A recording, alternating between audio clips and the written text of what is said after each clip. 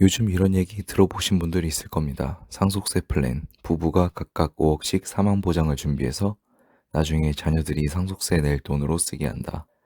자산가들, 법인 대표, 병원장님, 전문직 분들이 이런 구조를 많이 준비합니다. 처음 들으면 솔직히 혹하기도 합니다. 상속세는 준비를 어디서부터 해야 할지도 어렵고 보험으로 세금을 준비한다는 말도 낯선데 심지어 월 100만 원 이하로 오이 가능으로 하다면 관심이 갈 수밖에 없습니다. 그런데 오늘은 먼저 이 말부터 드리고 싶습니다. 상속세의 영원이란 말만 듣고 접근하면 위험합니다.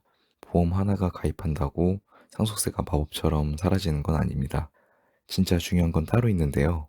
상속세에서 무서운 건 세금 자체보다 그 세금을 낼 현금이 없는 상황입니다. 부모님이 집도 있고 상가도 있고 토지도 있습니다.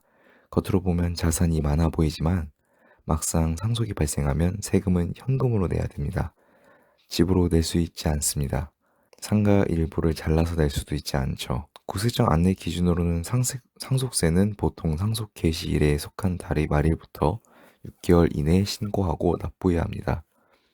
그러니 부모님이 돌아가신 뒤 가족들이 슬픔을 정리하기도 전에 이런 현실을 마주하게 됩니다. 상속세 얼마래? 이 돈 누가 낼 거야? 대출 받아야 하나? 상가를 팔아야 되나?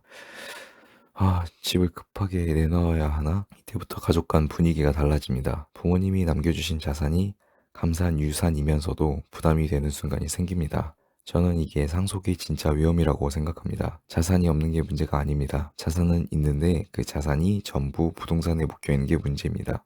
집도 있고 상가도 있고 땅도 있지만 당장 쓸 돈이 없습니다. 이게 바로 현금 없는 상속입니다. 부동산을 많이 가진 분들일수록 이 문제를 가볍게 보면 안 됩니다. 왜냐하면 부동산은 내가 팔고 싶을 때 원하는 가격에 바로 팔리는 자산이 아니기 때문입니다. 좋은 집도 급하게 팔면 가격을 낮춰야 합니다. 토지는 더 어렵죠. 매수자가 나타날 때까지 시간이 걸립니다. 그런데 세금 납부 기한은 기다려주지 않습니다. 그래서 상속세 대비는 단순히 세금을 줄이는 문제가 아닙니다. 가족이 좋은 자산을 급하게 팔지 않도록 시간을 벌어주는 문제입니다. 여기서 보험을 떠올릴 수 있는데요. 단순히 보험을 가입하는 걸로 보면 안 됩니다. 상속세 납부 재원 설계로 봐야 하는데요. 부모님이 돌아가셨을 때 자녀들이 세금 때문에 집이나 상가를 급하게 팔지 않도록 그 시점에 현금이 나오게 만드는 구조입니다. 예를 들어 보겠습니다. 부모님 자산이 대부분 부동산입니다. 집, 상가, 토지 합쳐서 자산 규모는 꽤 큽니다. 그런데 현금은 많지 않습니다. 이 상태에서 상속이 발생하면 자녀들은 상속세를 계산해야 합니다. 그리고 생각보다 큰 금액이 나오면 당황하게 되죠. 우리 집이 이렇게 세금이 많이 나와? 현금은 별로 없는데 대출부터 받아야 되나? 금매로 내놔야 되나? 이때 만약 사망보험금이 준비되어 있다면 상황이 달라질 수 있습니다. 보험금이 나오면 그 돈을 상속세 납부 재원으로 쓸 수 있습니다. 대출을 덜 받을 수 있습니다. 부동산을 급매하지 않아도 되죠. 형제나 자매끼리 네가 얼마 내라, 내가 얼마 냈다 이런 갈등도 줄일 수 있겠습니다. 상속이 발생했을 때 가족 손에 현금이 들어오게 만드는 겁니다. 이게 사망보험금을 드는 이유입니다. 물론 여기서 반드시 짚고 넘어가야 할 게 있습니다. 요즘 인터넷이나 카페에서 보험금은 상속 재산에 안 들어간다. 이런 식으로 단정적으로 말하는 경우가 간혹 있지만요. 이건 굉장히 위험한 말입니다. 보험금이 상속 재산으로 들어가냐 안 들어가냐는 계약자가 누구인지, 피보험자, 수익자가 누구인지, 실제 보험료를 누가 내는지가 중요합니다. 예를 들어 부모님이 본인 돈으로 보험료를 내고 부모님 사망 시 자녀가 보험금을 받는 구조라면 그 보험금은 상속 재산으로 구분됩니다. 부모님이 계약자이거나 실질적으로 부모님 돈으로 보험료를 냈다면 세법상 상속 재산으로 들어갈 수 있다는 뜻입니다. 그래서 보험 가입하면 무조건 상속세 영원 이런 말은 하면 안 됩니다. 상속세 납부 재원으로 보험을 볼 때 많이 검토하는 구조는 보통 아래와 같습니다. 피보험자는 부모님, 수익자는 자녀 또는 배우자, 그리고 계약자, 실제 보험료 납입자는 자녀들이어야 합니다. 상속 재산 포함 여부를 줄이는 관점에서 상속인이 계약자가 되고 상속인이 본인 돈으로 보험료를 내는 구조를 검토해야 합니다. 다만 이 부분은 세무사분과 함께 보는 것이 좋습니다. 왜냐하면 부모님이 자녀에게 돈을 줘서 자녀가 보험료를 내는 모양만 만들었다면 실질적으로는 부모님이 돈으로 보험료를 낸 것으로 볼 여지가 있기 때문입니다.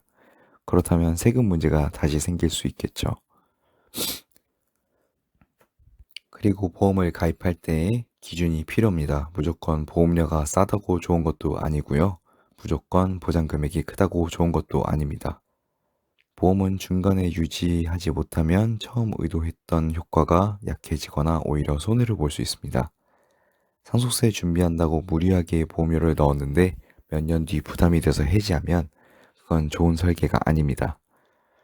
좋은 설계는 큰 금액을 넣는 게 아니라 끝까지 유지 가능한 구조를 만드는 겁니다. 그리고 또 하나, 상속세 납부 재원은 전부 보험으로 해결하려 하면 안 되고요. 보험은 도구입니다. 상속세 대신에 미리 자녀에게 나눠주는 증여도 있고, 현금성 자산을 따로 만드는 방법도 있고, 부동산 일부를 미리 정리하는 방법도 있고, 세무사님과 예상 상속세를 미리 계산해서 준비하는 방법도 있습니다.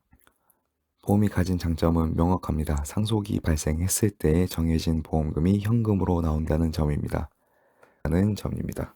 이 점 때문에 자산가들이 보험을 단순한 보장 상품이 아니라 상속 현금 흐름 장치로 보는 겁니다. 여기서 오늘 영상의 핵심을 정리해 보겠습니다. 상속세 영원 플랜이란 말은 자극적입니다. 하지만 현실은 그렇게 단순하진 않습니다. 보험 하나로 상속세가 무조건 영원이 되는 건 아니고요. 중요한 건 상속세를 없애는 게 아니라 상속세 때문에 현금이 없어서 그 자산이 무너지지 않게 만드는 겁니다. 부모님이 남겨주신 집을 급하게 팔지 않는 것, 좋은 상가를 헐값에 넘기지 않는 것, 형제끼리 돈 문제로 관계가 깨지지 않게 하는 것, 상속이 발생했을 때 당장 쓸 현금이 있게 만드는 것, 이것이 핵심입니다. 특히 부모님 자산이 부동산 중심이라면 반드시 한 번은 점검해 보셔야 합니다. 마지막으로 꼭 기억하셔야 할 부분이 보험은 아무 데나 가입할 수 있는 것은 아니고요. 나이가 들수록 보험료는 당연히 올라갑니다. 나빠지면 가입이 어려울 수도 있습니다. 상속이 이미 발생한 뒤에는 이미 늦습니다. 그때는 보험을 가입할 수가 없죠. 상속은 언제 올지 모르지만 준비할 수 있는 시간은 제한되어 있습니다. 그래서 상속 준비는 부모님이 돌아가시기 전에 가족이 평온할 때 미리 준비해야 되는 일이라고 생각합니다. 이거 우리 집도 이런 구조를 점검해 봐야겠는데? 라고 느끼셨다면 먼저 자산 구조부터 정리해 보세요. 부동산, 현금, 대출, 가족 구성, 예상 상속세 등 이걸 봐야 보험이 필요한지, 필요하다면 얼마가 적당한지, 어떤 보험 종류가 맞는지 판단할 수 있습니다. 도움이 필요하신 경우 고정 댓글에 정리해 두겠습니다.